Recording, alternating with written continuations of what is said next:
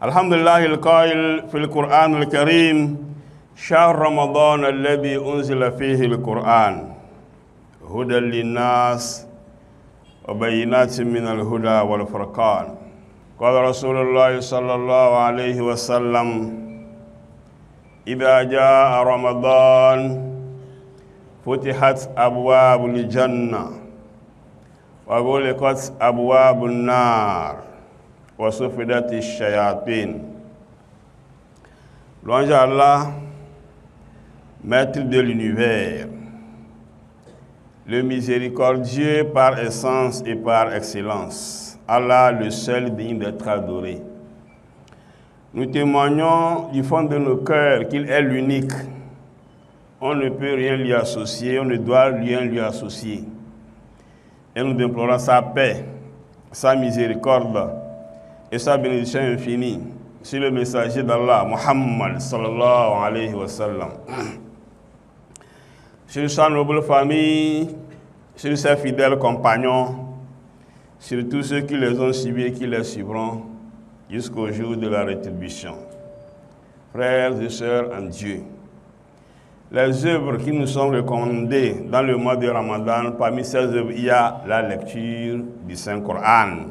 Puisque le Coran, le mois de Ramadan est le mois par excellence du Coran. Allah dit, certes, nous l'avons révélé dans la nuit d'Al-Qadr.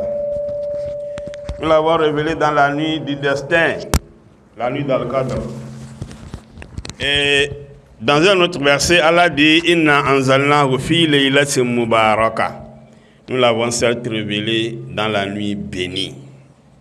Eh bien, les aumônes, la lecture du Saint-Coran, les prières nocturnes sont des actes qui nous sont recommandés dans le mois béni de Ramadan.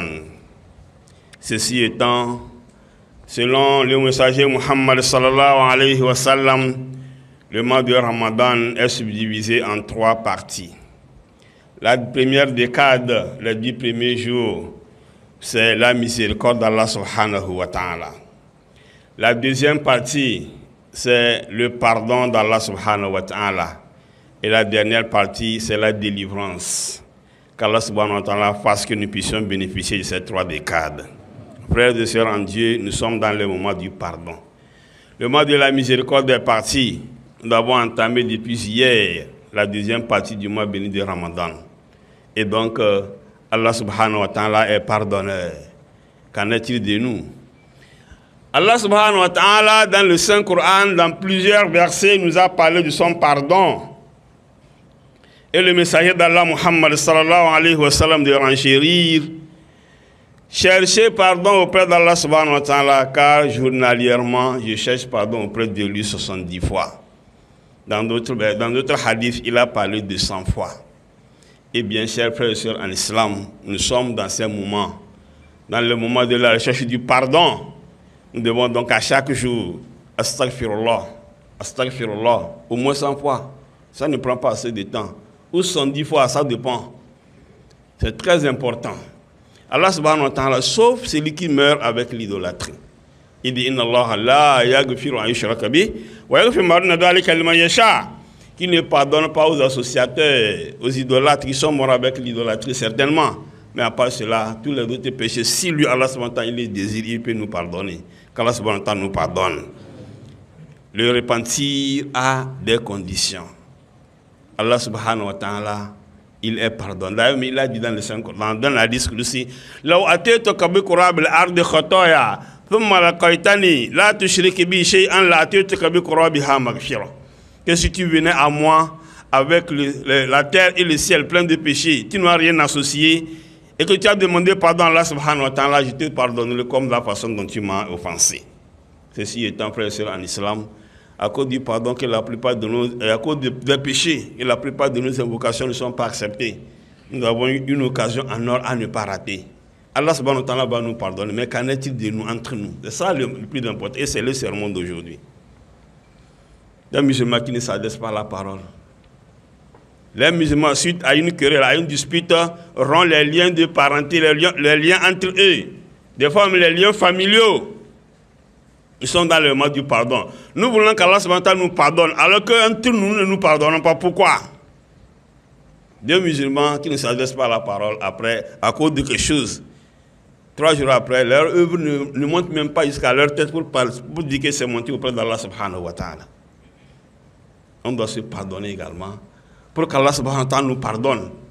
Parce que personne d'entre nous n'a signé un pacte avec la mort. Vous avez décidé de ne pas pardonner à votre frère. Vous avez décidé de ne pas pardonner à votre oncle. Vous avez décidé de ne pas pardonner à votre enfant, à votre fils. Vous avez décidé de ne pas pardonner à votre mari. Vous avez décidé de ne pas pardonner, de ne pas pardonner, de ne pas pardonner. Bon, si aujourd'hui Allah subhanahu wa ta'ala prenne votre vie, soit la vie de la personne, vous irez à son enterrement ou pas, vous irez à ses funérailles ou pas, on doit se pardonner avant que cela ne soit trop tard, chers frères et sœurs en Dieu. Et l'être humain doit savoir que, de la même façon dont nous n'avons pas signé un pacte avec Allah subhanahu wa ta'ala avant de venir sur la terre, de la même façon que nous n'allons pas signer un pacte avec lui avant de retourner. Et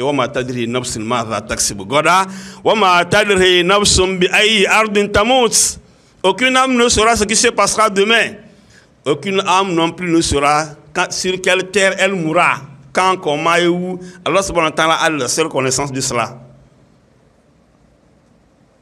On a posé la question à l'ange. Est-ce qu'il est déjà étonné une fois de l'être humain? Il dit oui. Une seule fois, il est étonné de l'être humain. Une autre fois, il s'est moqué de l'homme. Et une troisième fois, il a eu pitié de l'homme. Il dit, ah bon, raconte-nous cette histoire. Il dit, effectivement. Il fut un moment où il y avait une femme enceinte dans le désert. Sur le chaud soleil, elle était seule. Elle devrait accoucher. Et Allah subhanahu wa ta'ala lui a envoyé. Il a envoyé auprès de cette femme-là. Aussitôt qu'elle accouche, l'enfant sort de son ventre. Il n'a qu'à prendre l'âme de la maman. Vous voyez comment la souffrance de l'être humain, un petit enfant comme ça dans le désert. On prend la vie de l'enfant. L'enfant là, il fait pitié. La deuxième fois où lui, il s'est moqué de l'être humain. L'être humain pense qu'il a le temps. On est là pour le moment, on est jeune. Oh, même si moi je ne vais jamais lui adresser la parole jusqu'à la fin de notre vie. Lui et moi, c'est devant Dieu qu'on va terminer. Subhanallah. Le jour là, c'est pas facile. Ce ne sera pas facile le jour là. Il s'est étonné de l'être humain, une personne à qui il reste une semaine ou quelque temps à vivre. Il avait des chaussures. Il a amené ses chaussures auprès d'un shoemaker, d'un cordonnier, pour qu'il lui arrange cela afin que lui puisse encore marcher des années avec les mêmes chaussures, alors qu'il reste quelque temps à vivre. C'est là où l'être humain lui a fait pitié. L'être humain pense qu'il est là. On est là. Et la dernière fois où il a vraiment vu la puissance d'Allah subhanahu wa ta'ala, et il est étonné de l'être humain, c'est qu'un jour, Allah subhanahu wa ta'ala l'a appelé. Il a encore envoyé dans un village, dans un contrée, d'aller arracher l'âme d'un riche, un richissime homme, immensement riche dans le village ou dans leur contrée. Et lui s'est posé la question, mais avec tout ce que nous amassons comme richesse, avec toutes les courses que nous faisons matin, on ne dort pas. On prend par-ci, on prend par-là, mais ça ne nous suffit pas. Parce que l'être humain, ça ne nous suffit jamais. C'est le sable qui suffit l'être humain. Le jour où on mettait le sable sur nos ventres, alhamdoulilah, ça nous suffit. Sinon, voilà, on est toujours dans les courses. Et donc il s'est dit, mais avec toutes ces vies-là, avec toutes ces réalisations, oh Dieu, mais donne-lui un peu la chance de vivre encore et de bénéficier des fruits de ce travail. Et Dieu lui a posé la question, mais la personne dont tu vas aller prendre l'âme, le richissime homme là, est-ce que tu le connais? Il dit non, je le connais. Il dit, l'enfant dont tu avais pris l'âme de la maman dans le désert, c'est cet enfant-là qui est devenu riche comme ça. Mais son temps est arrivé. C'est pourquoi nous nous sollicitons, nous nous appelons frères et sœurs en islam. Nous sommes dans le moment du pardon. Comme nous l'avons expliqué, aujourd'hui, demain, après-demain, quand Allah subhanahu wa ta'ala est le seul connaisseur. C'est pourquoi, dans nos différentes familles, on doit se pardonner. Dans nos relations sociales, on doit se pardonner. Dans nos activités économiques et financières, on doit se pardonner lorsque les erreurs sont glissées. Et on se dit que non, je ne vais pas lui pardonner, on va attendre l'au-delà. Oh, yo mo yafiru al-mar'u min akhihi wa ummihi wa abihi wa sahibatihi wa banihi li kulli imri'in minhum yawma'idhin sha'nun yughni. Le jour-là, c'est difficile ce jour-là, frère et sœurs en Dieu. Donc, le meilleur des hommes, comme l'a dit le messager Muhammad sallallahu alayhi wa sallam, c'est celui qui, lorsqu'il y a un souci entre lui et son frère, entre lui et sa soeur, dans la famille, tout, ils se rencontrent, ils ne se saluent pas. Que le meilleur parmi eux, c'est celui qui est le premier à adresser la parole à l'autre, celui qui est le premier à dire salam ou saluer son frère. Aujourd'hui, est-ce que ça se passe? Ça ne se passe pas. Pourquoi on ne s'adresse pas à la parole personnelle alors que nous sommes dans le moment du pardon? Nous voulons qu'Allah subhanahu wa ta'ala nous pardonne. Effectivement, il va nous pardonner. Le pardon d'Allah, il est très simple, hein, wallahi. Il est très simple. Il suffit que l'on suive les conditions du repentir. En adam à la mafata, c'est regretter l'acte impréhensible passé. Et avoir la ferme conviction, l'intention de ne plus retourner dans l'acte. Et prendre la ferme résolution de stopper cet acte mauvais-là ou ce péché-là, mais quel que soit le temps qui me reste à vivre. Si les trois conditions sont réunies, Allah subhanahu wa ta'ala pardonne son serviteur. Il n'est pas rancunier comme nous. C'est l'être humain qui est rancunier. On te fait quelque chose, au lieu de pardonner, la personne rentre, vous ne dormez pas bien. Vous vous tournez par-ci, vous tournez par-là, alors que peut-être la personne avec qui vous avez des accrochages, lui il est là, il dort, l'autre sort par lui, il s'en fout. Frères et sœurs en islam, la deuxième partie du mois de Ramadan est consacrée au pardon d'Allah subhanahu wa ta'ala. Nous devons donc chercher pardon auprès d'Allah subhanahu wa ta'ala et entre nous aussi nous pardonner afin qu'Allah subhanahu wa ta'ala nous pardonne. Aqul qawli hadha wa astaghfirullah li wa lakum wa li sa'il muslimina min kulli dhanbin fastaghfiruhu innahu huwal ghafurur rahim. Alhamdulillahi alladhi hadana li hadha wa ma kunna linahtadiya lawla an hadana Allah. Wa nusalli wa nusallim ala al-mab'uth rahmatan lil alamin khatamin nabiyyin wa imamil muttaqin wa ala alihi wa sahbihi ajma'in. Frères et sœurs en Dieu, dans moins de 24 heures, nous serons à la veille du concours national de récitation du Saint-Coran organisé par l'AEMT et l'association des élèves et étudiants musulmans au Togo. C'est pour rehausser la valeur de notre religion et surtout de notre livre saint. Nous savons que c'est le mois du Saint-Coran. C'est le mois dans lequel Allah subhanahu wa ta'ala a révélé le Saint-Coran, puisqu'il était dans ce qu'on appelle Beitul Izza.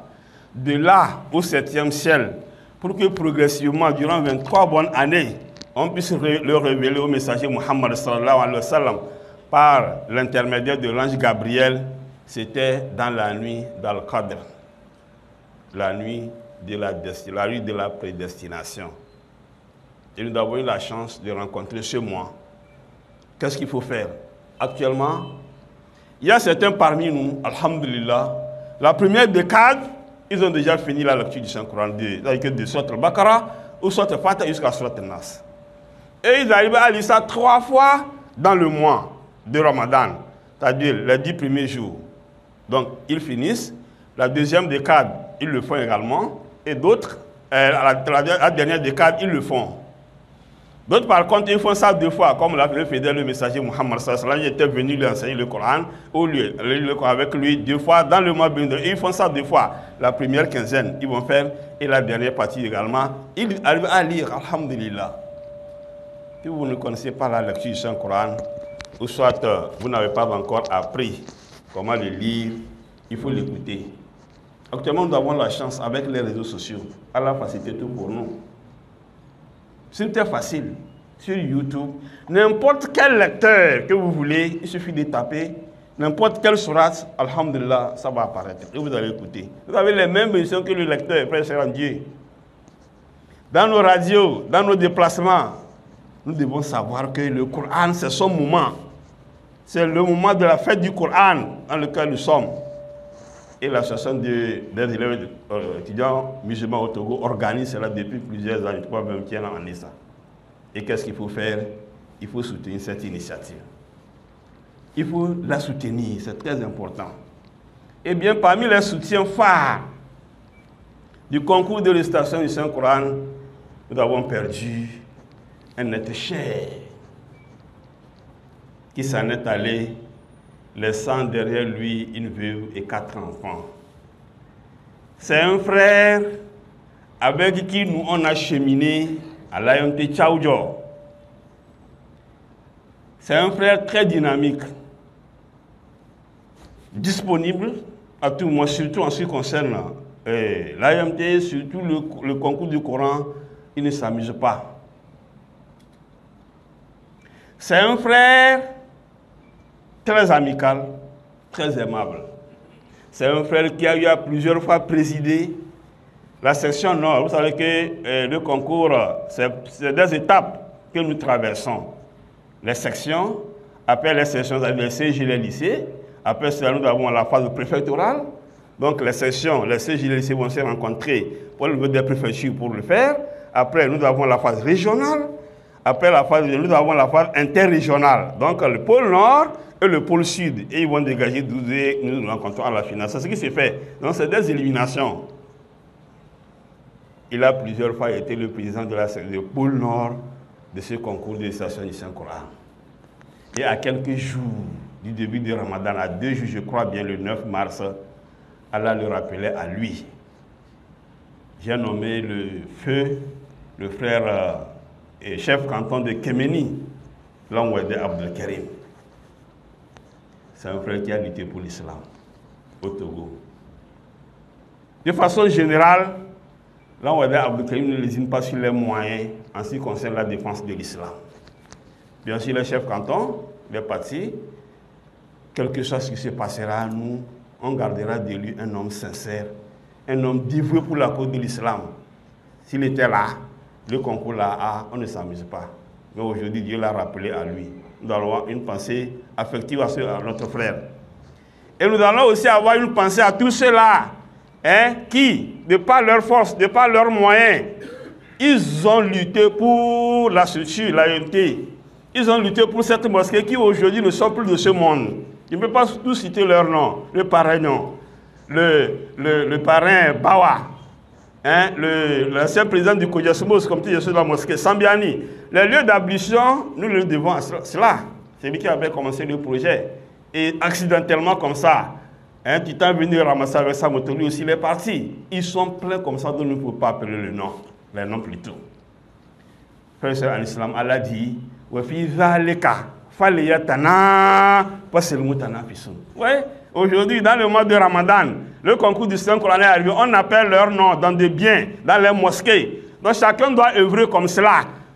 Parce qu'après notre mort, on parlera. Si vous êtes bon, on parlera. Mais le message nous a dit de ne pas parler de mauvaises choses après les gens. Mais si tu fais du mauvais, les gens vont parler.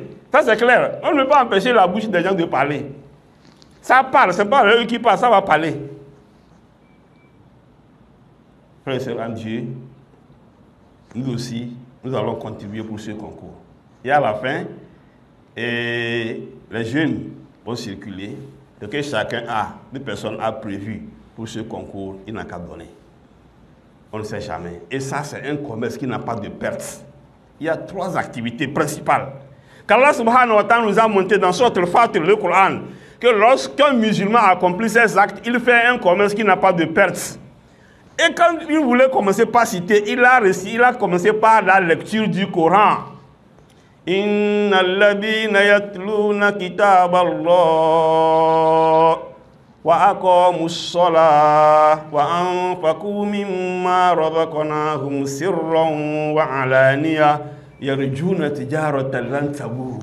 Allah dit ceux qui lisent le livre d'Allah, le Coran. Le premier ça.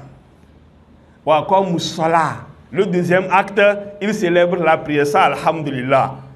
Quels que soient les cas, nous prions. Même si l'heure de la prière est passée, on rembourse. Ça, alhamdulillah. Qu'Allah subhanahu wa ta'ala accepte nos prières. Et un dernier, il dit wa anfaqu mimma razaqnahum sirran wa alaniya yarjuna tijaratan lan tabur. Et ils donnent, ils font de l'aumône ce que nous leur avons accordé, les bienfaits que nous leur avons donnés. Ils dépensent en public comme en privé.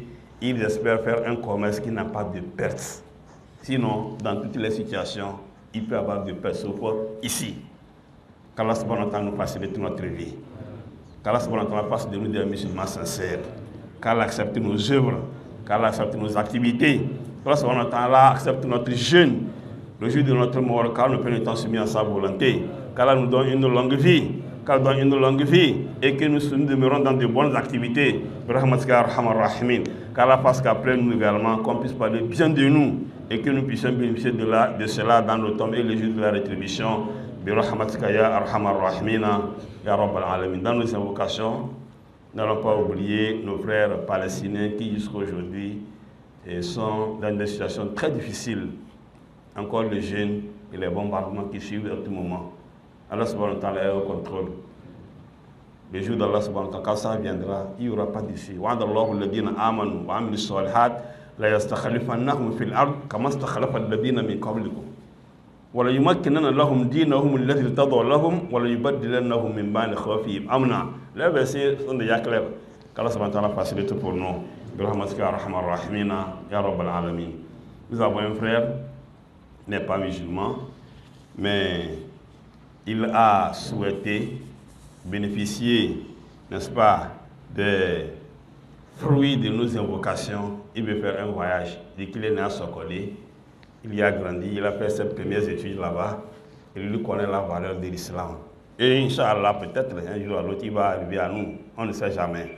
Donc il souhaiterait que nous l'assistions dans nos invocations pour que lui, son voyage, qui connaît des problèmes, des difficultés, qu'Allah subhanahu wa ta'ala puisse faciliter cela pour lui et que pour qu'il puisse bénéficier des fruits de ce voyage-là. À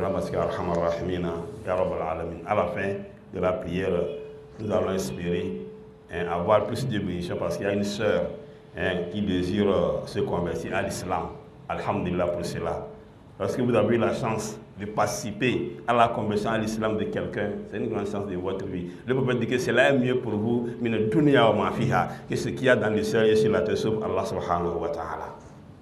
C'est une grâce pour nous, qu'Allah fasse cela pour nous. Allah wa sallu ala khair khalqillah, Muhammad ibn Abdullah. قال أمركم الله بذلك وقال عن زمن قائل الله تعالى وملائكته يصلون على النبي يا أيها الذين آمنوا صلوا عليه وسلموا تسليما اللهم صل على محمد وعلى آل محمد كما صليت على إبراهيم وعلى آل إبراهيم إنك حميد مجيد اللهم بارك على محمد وعلى آل محمد كما باركت على إبراهيم وعلى آل إبراهيم إنك حميد مجيد وارض الله عن الخلفاء الأربعة أبو بكر الصديق وعمر بن الخطاب وعثمان بن عفان وعلي بن أبي طالب وعن الصحابة أجمعين وعن التابعين والتابعين لهم بإحسان إلى يوم الدين اللهم أعز الإسلام والمسلمين وأذل الشرك والمشركين ودمر أعداءك وأعداء الدين وانصر مجاهدنا في كل مكان اللهم آمنا في أوطاننا وسلامتنا ولاة أمورنا وجعل ولايتنا في من خافك واتقاك واتبع رضاك يا رب العالمين اللهم لا تدع لنا ذنبا إلا غفرته ولا هما إلا فرجته ولا دينا إلا قضيته ولا مريضا إلا شفيته ولا جاهلا إلا علمته ولا عدوا إلا خذلته ولا مطرا إلا عافيته ولا عسيرا إلا يسرته ولا فقيرا إلا غنيته ولا حاجة من حوائج الدنيا والآخرة إلا قضيتها يا أرحم الراحمين اللهم آت نفوسها تقواها وزكها أنت خير من زكاها أنت وليها ومولاها اللهم فرج هم المأمومين ونفذ كرب المكروبين واقض الدين عن المدينين واشف مرضانا مرضى المسلمين اللهم حبب إلينا الإيمان وزينه في قلوبنا وكره إلينا الكفر والفسوق والعصيان واجعلنا اللهم من الراشدين برحمتك يا أرحم الراحمين. Qu'Allah facilite notre jeûne pour nous. Qu'Allah nous donne les moyens financiers de pouvoir bien jeûner, qui nous donne les moyens physiques de bien jeûner, qui nous donne les moyens psychologiques de bien jeûner. Seigneur Dieu, lorsque nous quittons nos maisons par Bismillah, que nous ne quittons pas Alhamdulillah, les accidents de circulation, quand ce temps nous en éloigne, les femmes enceintes, qu'Allah fasse qu'elles accouchent dans de bonnes conditions. Ceux qui cherchent des enfants qui n'en trouvent pas, qu'Allah facilite pour eux. Les mariages qui ont des problèmes, qu'Allah résolve ces problèmes. Les mariages qui sont dans de bonnes conditions, qu'Allah facilite cela. Ceux qui cherchent à se marier, qui n'ont pas les moyens, qu'Allah facilite pour eux. Ceux qui sont déjà mariés, mais les moyens manquent pour payer aux besoins de la famille, qu'Allah facilite pour eux également. Nous avons des malades qui sont sur les hôpitaux, qu'Allah leur donne sa guérison. Qu'Allah les guérisse, les guérisse. Nous avons des morts, qu'Allah leur accorde le paradis. Qu'Allah nous donne une longue vie, le jour de notre mort, qui nous permet d'être soumis à sa volonté. Notre frère qui a demandé la prière, qu'Allah facilite pour lui, qu'Allah facilite pour lui, qu'Allah facilite pour lui. Nous avons des frères qui sont à l'extérieur, des parents, des familles, qu'Allah facilite pour eux également. Ils sont là-bas peut-être pour la recherche de l'argent, de la science, des besoins, qu'Allah facilite pour eux. Les frères également qui sont dans d'autres pays, qui sont avec nous ici, qu'Allah facilite pour eux également. Chacun dans ces activités, Allah mettre la baraka. Ceux qui sont dans la fonction publique, Allah mettre la baraka. Ceux qui sont dans le privé, Allah mettre la baraka. La profession libérale, Allah mettre la baraka. Ceux qui font leur manuel, Allah mettre la baraka. Ceux qui ont des diplômes qui n'ont toujours pas à faire, qu'Allah facilite pour eux. Nous médecins, nous prions pour eux, qu'Allah facilite pour eux. Les étudiants, qu'Allah facilite pour eux. Nous professeurs, qu'Allah facilite pour eux. Ya Rabbal Alamin. Rabbana atina fid dunya hasana wa fil akhirati hasana wa qina adhaban nar. وصلى نبينا محمد وآله وصحبه أجمعين سبحان ربك رب العزة عما يصفون وسلام على المرسلين والحمد لله رب العالمين قوموا إلى صلاتكم يرحمني ويرحمكم الله.